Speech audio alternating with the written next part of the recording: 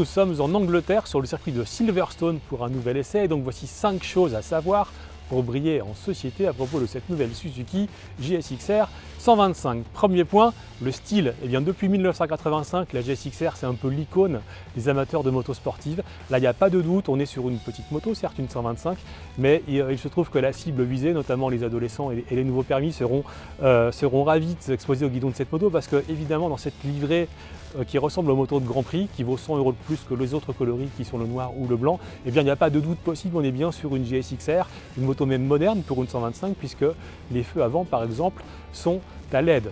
Deuxième point, le châssis. Alors qu'on ne se méprenne pas, si le style est assez moderne, le châssis lui est plus conventionnel. Ici on voit des caches, mais ce n'est pas du tout des poutres en aluminium, hein, c'est un châssis en tube classique. Le bras oscillant n'est pas en aluminum, en acier, et la fourche est traditionnelle, c'est pas une fourche inversée comme sur certaines de ses concurrentes. Donc là on a quelque chose de plus traditionnel. Néanmoins, la moto est très fine, très compacte, et c'est la plus légère malgré tout de sa catégorie. Troisième point, le moteur. Alors c'est un nouveau moteur liquide 4 soupapes.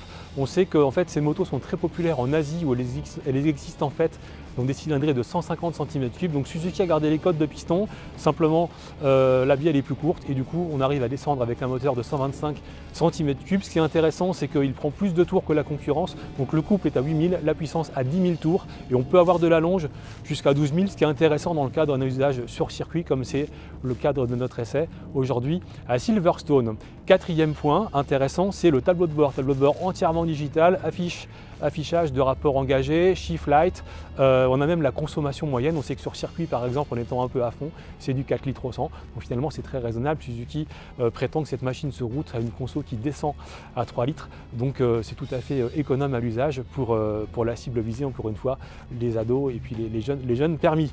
Cinquième point, un petit peu de modernité. Bien sûr, cette machine, on n'a peut-être pas de cadre alu ni de fourche inversée, mais on a quelque chose qui séduira les amateurs de technologie. On a un démarrage sans clé, donc on a un transpondeur dans sa poche, on appuie ici sur l'avant du réservoir qui, malgré son étroitesse, fait quand même 11 litres, et la moto démarre sans qu'on ait à mettre la clé de contact. C'est très moderne, ça suffira les amateurs de technologie.